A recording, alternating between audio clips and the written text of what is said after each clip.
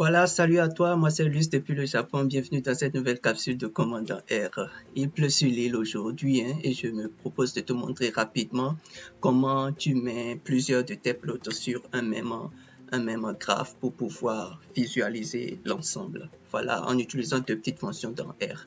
Alors si tu es prêt, attrape ton clavier et rentrons dans le studio. Voilà, donc et on va utiliser une base de données qui est déjà incorporée dans le logiciel. On a fait data. Donc voilà, hein, quand tu veux regarder l'ensemble des bases qui sont dans ton logiciel à un instant donné, quels que soient les packages que tu es en train d'utiliser, tu fais data. Et puis quand tu viens ici, là, tu vas voir, par exemple, dans la base, dans les données de base, voici les données qu'il y a là, et puis pour les autres packages, ainsi de suite. Donc, on va utiliser aujourd'hui MTCars. La base MTCars, c'est enfin une base qui est relative à un ensemble de données sur des véhicules aux États-Unis pendant une période donnée. Donc, on va l'utiliser. Et puis, quand je travaille comme ça avec les données, la première des choses que j'aime faire, c'est déjà de prendre un peu contact avec la donnée, de comprendre ce qu'il y a à l'intérieur. Donc, je vais utiliser attache déjà pour attacher la base et puis ça me permettra de me faciliter la vie. Donc, je vais regarder d'abord, je vais read un petit case là et puis voilà. Donc ici je vois hein, il y a par exemple Mazda, Rav ainsi de suite, Viliant et puis bon, le MEP, Galant ainsi de suite et puis je peux utiliser ça. Je peux faire un summary hein, de MTCAS. Bon, toutes ces choses-là, c'est pour avoir une idée de ce qu'il y a à l'intérieur, hein, par exemple le minimum, le maximum, et ainsi de suite. Donc, pour comprendre un peu un certain nombre de choses sur la base. Je peux aussi regarder avec la structure. Je fais MTCAS.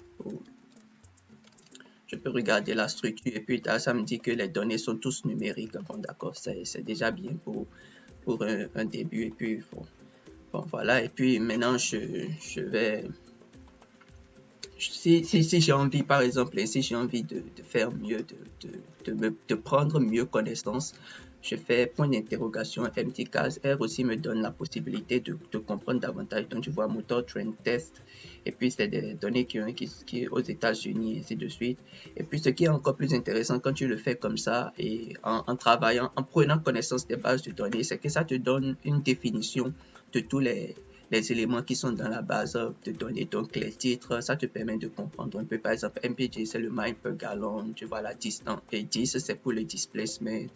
Et tu vois, HP, c'est pour le gross horsepower et ainsi de suite. Okay? C'est pour le nombre de gears, ainsi de suite. Donc, ça te permet de regarder, de prendre contact avec ta base et puis de savoir ce que tu fais. Donc, je vais écrire, par exemple, names pour avoir un certain nombre pour avoir la liste des noms sous mes yeux et puis pour pouvoir travailler. Donc aujourd'hui, comme je te l'ai déjà dit en introduction, on va apprendre à utiliser et paramètres MFRow. Donc regarde, je te montre, on va faire par MFRow et puis je dis 2 lignes, 2 colonnes. Bon, en fait, c'est un paramètre que j'ai mis en place tout simplement comme ça. Hein.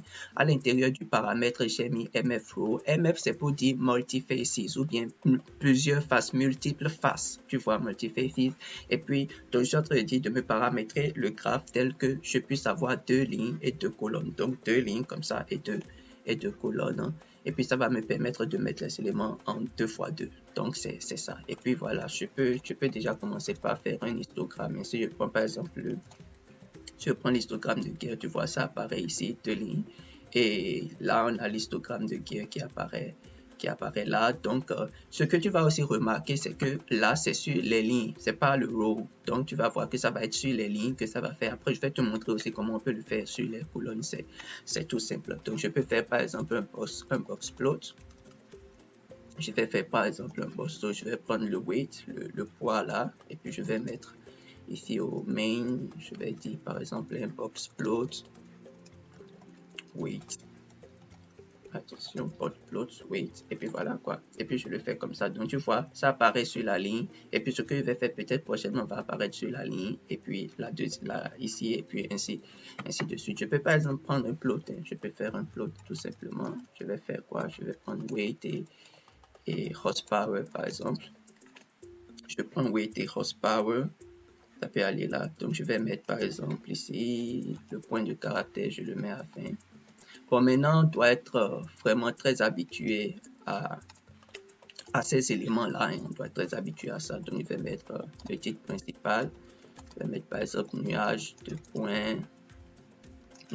points, par exemple, weight. Et je vais mettre à la ligne. Je dis weight versus horsepower. Voilà. Et puis, quand je fais ça, apparaît là, nuage de points. En fait, ceci, c'est pour dire va à la ligne. Hein. Quand je mets un bar N comme ça, c'est pour dire va à la ligne. Et puis, j'ai le nuage de points. Et j'ai le nuage de points qui apparaît proprement. Voilà, donc je peux aussi faire mieux. Hein. Si je fais par exemple upload, je vais utiliser par exemple le weight et le mile per gallon. Je fais comme ça. Et puis, je vais à la ligne, je mets main. Par exemple, un nuage de points. Je vais à la ligne, par exemple, mets-moi le weight versus mile per gallon. Je vais mettre M, PG mile per gallon. Et je le fais comme ça. Donc voilà, et puis ça apparaît. Donc ce qui est clair ici, c'est que c'est sur les lignes que ça apparaît. Ça apparaît sur les lignes, pas row, c'est ça. Donc 2 lignes, et puis 2 fois 2 quoi, pour les lignes et les colonnes. Et puis quand je fais mon plot là, tu vois, le titre apparaît proprement là. Et puis j'ai ce qui est bien, c'est que voilà, tous ces graphes là que j'aurais dû avoir initialement, en mettant ce paramètre là, je les ai ensemble, qui est tout bon. On pourrait faire mieux et mettre de la couleur, ainsi de suite. Mais comme c'est pas ça l'objectif, je voudrais vraiment te montrer comment tu fais pour atteindre cet objectif là tout facilement en utilisant par. Donc voilà, ça on pourrait aussi mettre le paramètre à part. Par exemple, si je fais mf multiface colonne et je mets par exemple, je vais dire par exemple 3 lignes, une colonne, et je vais exécuter. Donc là, ça va me mettre les données sur 3 lignes comme ça dans une seule colonne. Et puis voilà, ça va faire ça. Donc si je mets par exemple, je vais mettre par exemple, je vais recopier l'histogramme gear. Donc ça apparaît là. Je vais recopier tout simplement. Hein. Donc je mets le box plot, je mets weight et je mets par exemple main box plot weight. Voilà quoi. Et puis ça apparaît, tu vois. Donc c'est une colonne mais 3 lignes. Donc ça fait la première ligne, la deuxième ligne et puis j'aurai la troisième ligne. Bon, je vais recopier le troisième. Donc ça fait plot weight.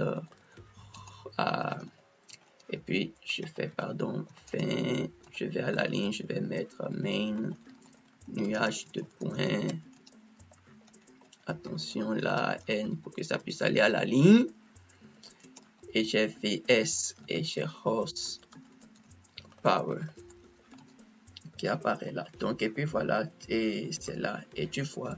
Mais généralement, j'utilise cette forme-là.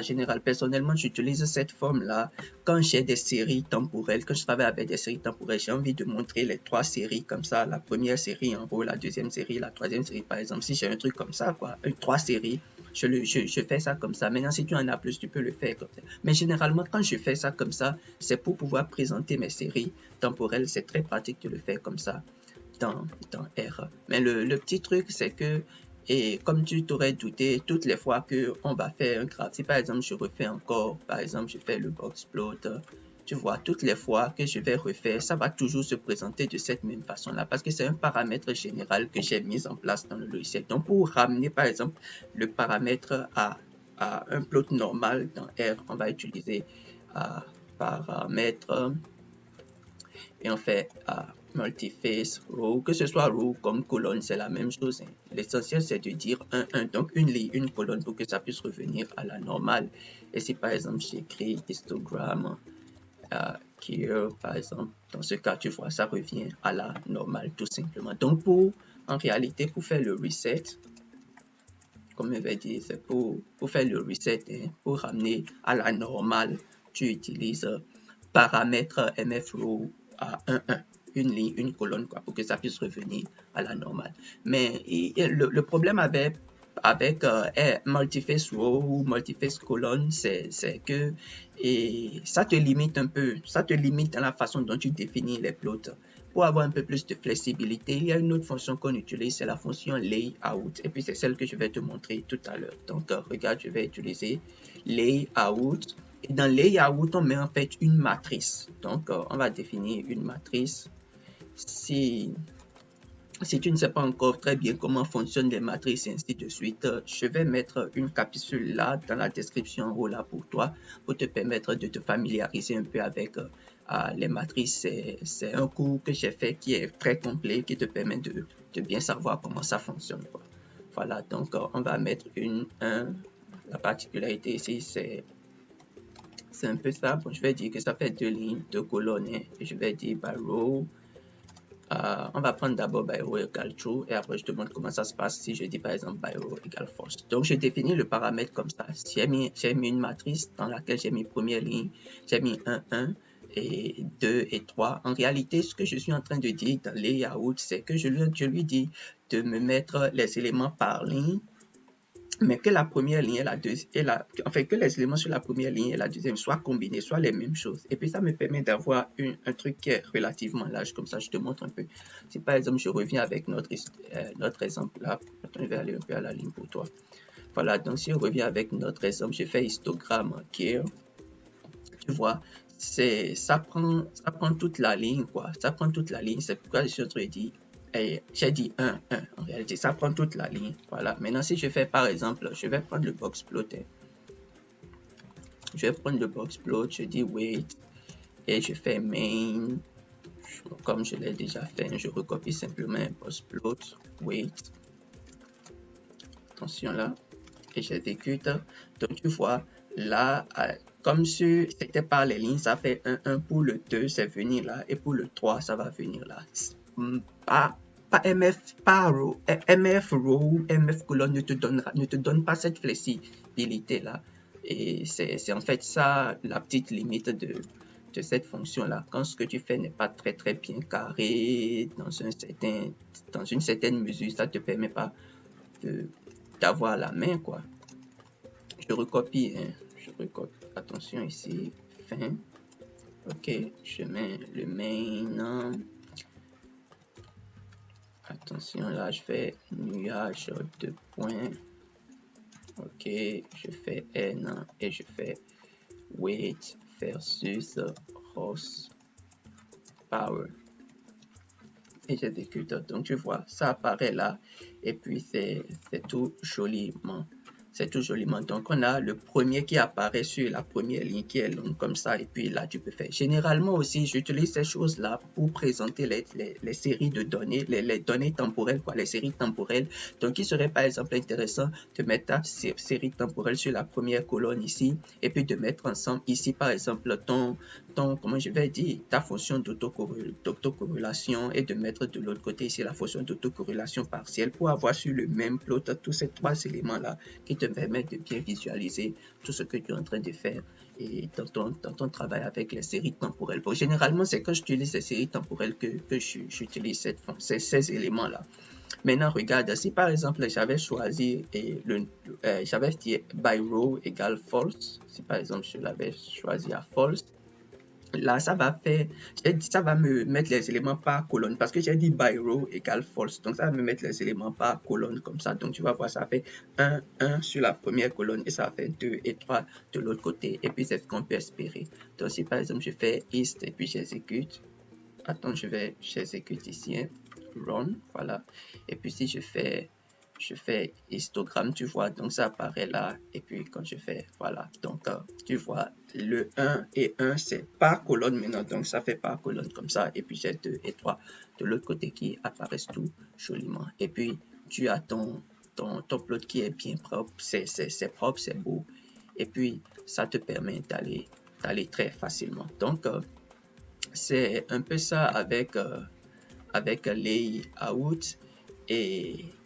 Et qu'est-ce que je vais dire? Par exemple, là, tu peux apprendre davantage avec layout. Par exemple, si tu fais layout et puis tu fais point d'interrogation layout, ça te fait sortir l'air d'ici et puis ça te donne. Il y a plein d'autres éléments qu'on pourrait utiliser, par exemple comme weed et puis rate, bon, des choses que je n'utilise pas très souvent, mais qui forcément peuvent t'aider aussi. Donc le savoir ne serait pas mauvais. Donc je t'invite à les pratiquer, à regarder un peu à quoi ça fait. C'est aussi ça l'objectif de ces capsules que je fais pour toi, c'est de te donner juste des bases et et après, toi aussi, tu découvres, quoi, tu apprends, voilà. Et puis, tu deviens, tu grandis, tu prends de l'autorité, voilà, c'est ça en réalité.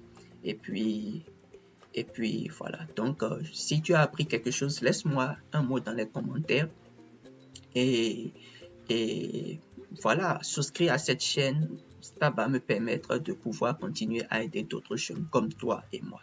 Merci de m'avoir suivi aujourd'hui et puis à la prochaine pour une nouvelle capsule. Il fait frais. Bye.